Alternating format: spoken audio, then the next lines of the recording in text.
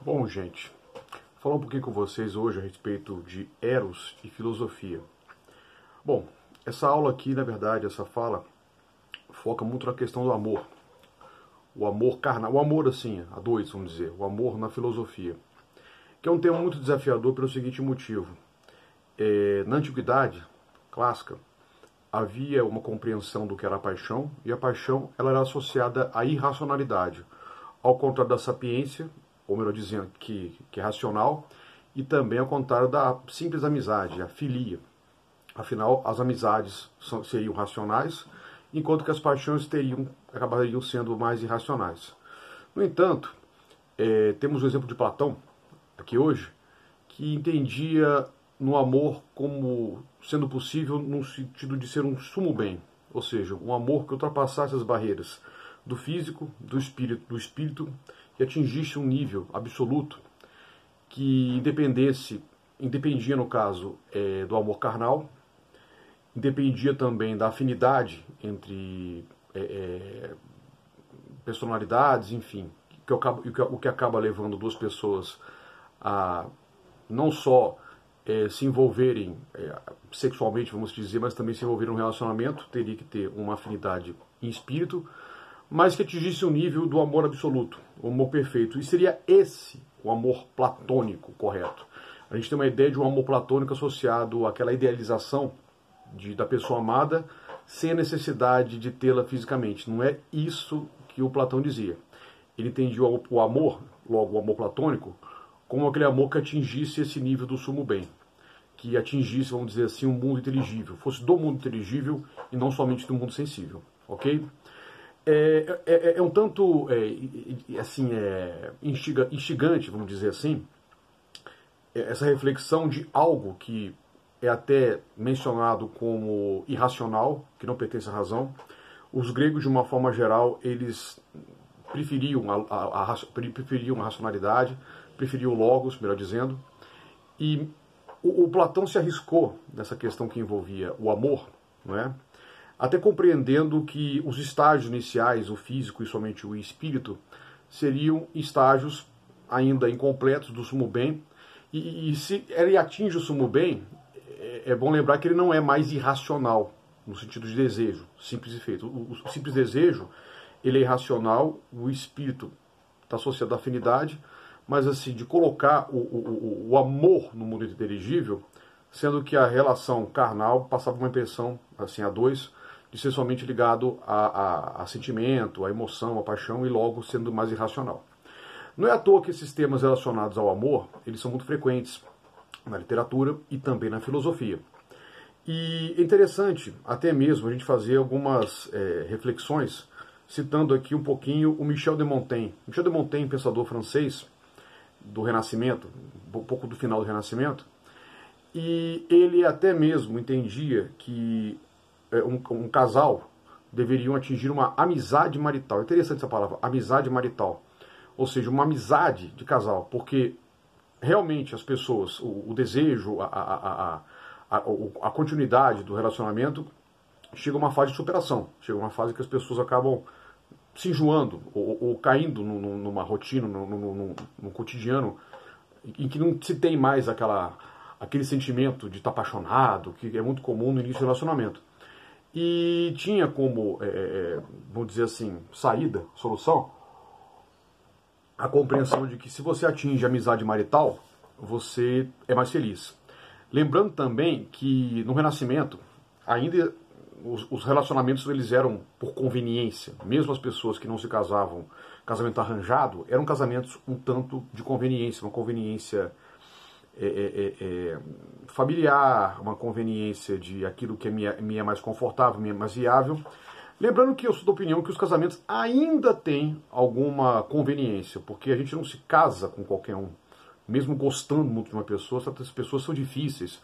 Essas pessoas têm uma vida muito complicada e impedem que haja um relacionamento a dois. E logo um casamento, e, enfim, a construção de uma família. Então os casamentos ainda são parcialmente por conveniência. E acontece, claro, casamentos arranjados, indiretamente, quando duas famílias ficam, enfim, convencendo os dois a ficarem juntos. Isso acontece sim, a gente não assume muito, mas isso acontece, só a gente vê em volta da gente, como também até mesmo vê o nosso casamento, em muitas situações, né?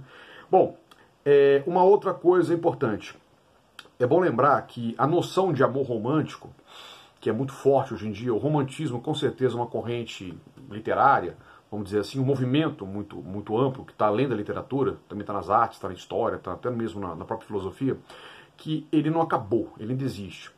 E essa ideia de você ficar com uma pessoa, que você ama a pessoa por completo, em todos os sentidos, tem desejo, é absoluto, é espiritual, você morre sem aquela pessoa, por mais que não seja uma invenção do romantismo, porque isso aparece na literatura antes, mas em Shakespeare, por exemplo, com o Romeu e Julieta, ao contrário do que se pensa, Shakespeare não está glorificando o casal, mas sim mostrando a tolice de dois jovens que se apaixonam e acabam se suicidando, por um engano na informação, mas enfim, acaba se suicidando, uma tragédia, mostrando quanto que o amor juvenil é tolo.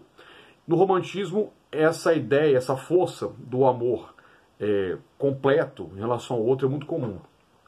E com certeza a gente pode citar aqui o Schopenhauer, né, um pensador desse momento, que é curioso que ele fala a questão de a conquista, muitas vezes, o desejo de você conquistar alguém é tão forte, a ponto de você, quando você conquista aquela pessoa que você queria, você fica no tédio, porque aquilo que acaba chamando a atenção das pessoas, quando ela se apaixona, é um sonho, a idealização que ela cria, os sonhos que ela acaba tendo, e quando esses sonhos deixam de ser sonhos e viram realidade, vamos dizer, e essa realidade muitas vezes não é a realidade esperada, acaba virando frustração e logo existe o tédio. Isso é muito presente na obra de Schopenhauer, e ele, como um autor que é romântico em parte, mas ele viu o romantismo acontecer, viveu aquela época, é interessante essa reflexão.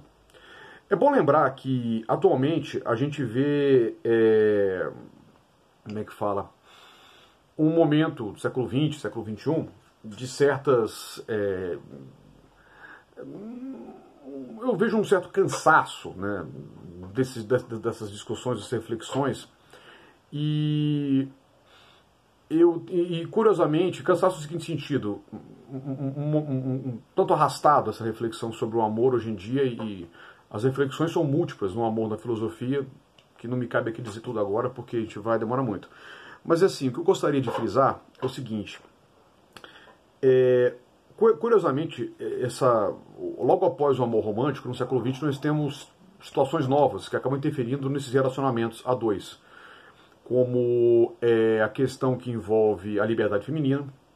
Então as mulheres não são mais prisioneiras de seus maridos e elas agora podem largar seus maridos, porque historicamente os homens sempre largaram as mulheres, é bom lembrar disso, correto? Abandonar a família é um hábito masculino muito antigo. As mulheres eram demonizadas se fizessem isso. E às vezes nem tinham como fazer isso, porque os filhos acabavam sendo responsabilidade somente dela. Uma mulher abandonar os filhos era...